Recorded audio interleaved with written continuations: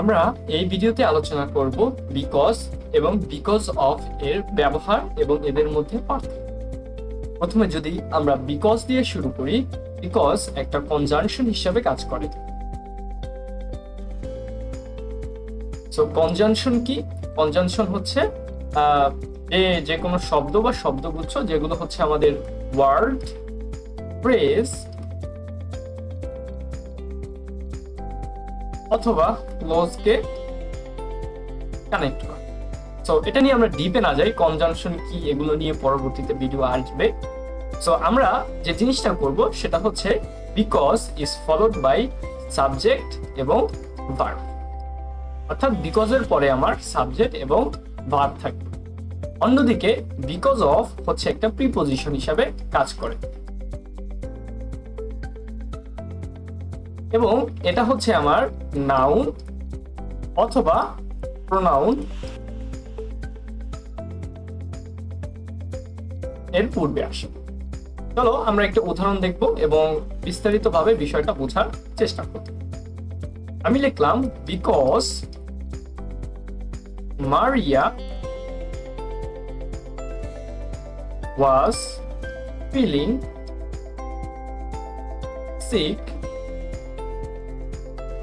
she did not go to the park.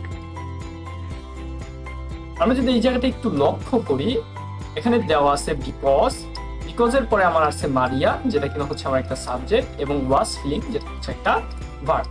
অর্থাৎ because যদি আমি ব্যবহার করি তারপরে আমার সাবজেক্ট এবং এরপরে ভার্ব আসে। ওকে, এবং সেন্টেন্সগুলো এরকমের হয়। অন্যদিকে আমরা জানি যদি বিকজ অফ ব্যবহার করি সেটা একটা প্রোনাউন হিসেবে, সেটা বিকজ অফ একটা প্রিপোজিশন হিসেবে কাজ করে এবং এটা পরে প্রোনাউন অথবা নাউন আসে। চলো আমরা একটা উদাহরণ দেখি। Because of her sickness she did not go to the park. Okay? So এই জায়গাটা যদি আমরা একটু লক্ষ্য করি, বিকজ অফ এরপরে আছে কি হার সিকনেস। হার সিকনেস হচ্ছে একটা নাউন, হার সিকনেস হচ্ছে কি একটা নাউন। তাহলে বিকজ অফ এর পরে ফলো হচ্ছে কি আমার নাউন ধারা। ওকে, সো মেইন ডিফারেন্সটা হচ্ছে বিকজ একটা কনজাংশন হিসাবে কাজ করে এবং বিকজ অফ একটা প্রিপোজিশন হিসাবে কাজ করে। বিকজের পরে এবং সাবজেক্ট এবং ভার্ব আসে এবং বিকজ অফ এর পরে আমার নাউন অথবা প্রোনাউন আসে। সো পরবর্তী সময়ে যখন তুমি বিকজ এবং বিকজ অফ ব্যবহার করবে একটু সতর্কতার সাথে ব্যবহার করার চেষ্টা করবে।